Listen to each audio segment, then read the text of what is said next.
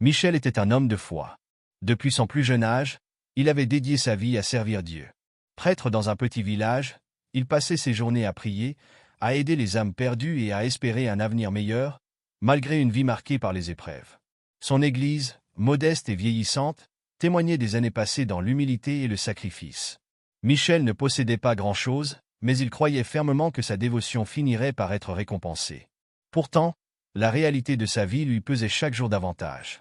Sa maison était froide, ses revenus étaient maigres, et sa femme, autrefois son pilier, avait fini par le quitter, ne supportant plus la pauvreté et les privations.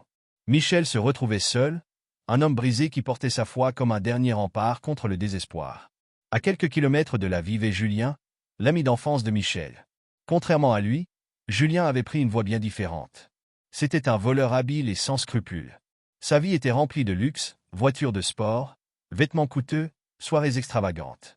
Julien semblait tout avoir, y compris une femme splendide qu'il adorait et une vie où il échappait toujours à la justice. À première vue, il était l'exemple même de la réussite, malgré les moyens peu orthodoxes qu'il utilisait pour y parvenir. Un jour, Julien rendit visite à Michel. En le voyant dans sa vieille maison délabrée, vêtue de haillons, il ne put s'empêcher de sourire avec un mélange de moquerie et de pitié. « Michel, pourquoi continues-tu ainsi? Regarde-toi, tu as passé ta vie à prier, à croire en un Dieu qui, apparemment, ne fait rien pour toi. Moi, je vis bien, je n'ai jamais prié, et tout me réussit. Rejoins-moi. Ensemble, on pourrait gagner beaucoup d'argent. Tu pourrais enfin avoir tout ce que tu mérites. » Michel, le regard fatigué mais déterminé, répondit doucement. « Julien, ce que tu as semble beau, mais ce n'est qu'un mirage. Tout cet argent, tout ce luxe, cela ne remplira jamais le vide de ton âme. Rejoins-moi à l'église. Prie avec moi.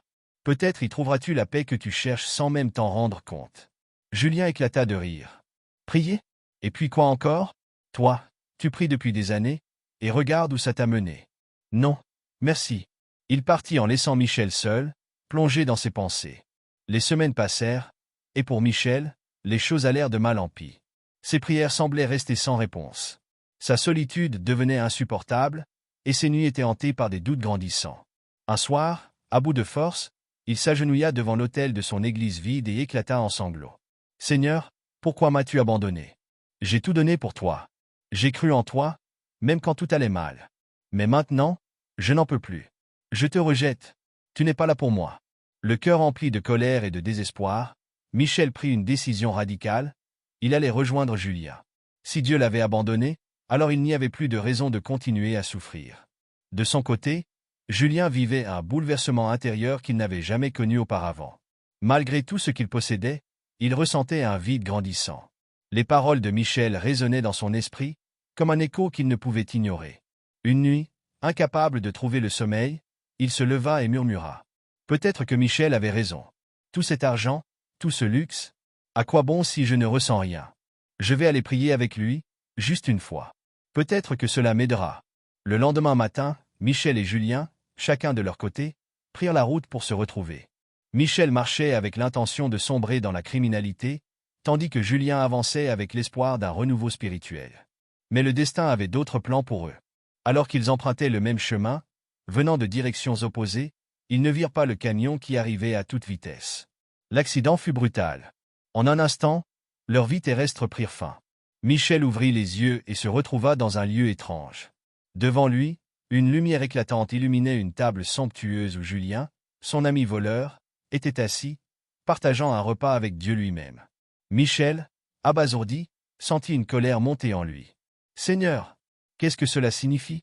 Toute ma vie, j'ai prié, je t'ai servi, et voilà que je me tiens en enfer? Et Julien, qui a volé, menti, et transgressé toutes tes lois, est à ta table? » Dieu, avec un regard empli de compassion, répondit. « Michel, tu as prié, c'est vrai. Mais au moment crucial, tu m'as rejeté. Tu as perdu foi en moi quand les épreuves se sont intensifiées. Julien, lui, a mené une vie d'égarement, mais dans ces derniers instants, il m'a ouvert son cœur et est revenu à moi avec sincérité.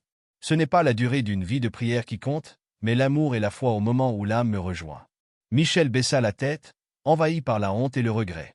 Il comprit, trop tard, que sa foi avait vacillé au moment où elle aurait dû être la plus forte. La morale: ne tourne jamais le dos à Dieu, même lorsque tout semble perdu. Les épreuves sont souvent des tests de foi, et c'est dans les moments les plus sombres que l'on doit s'accrocher à lui avec la plus grande ferveur. La miséricorde divine est infinie, mais elle s'adresse à ceux qui viennent à lui avec un cœur sincère. La vraie richesse ne réside pas dans les possessions matérielles, mais dans la paix de l'âme et la constance de la foi.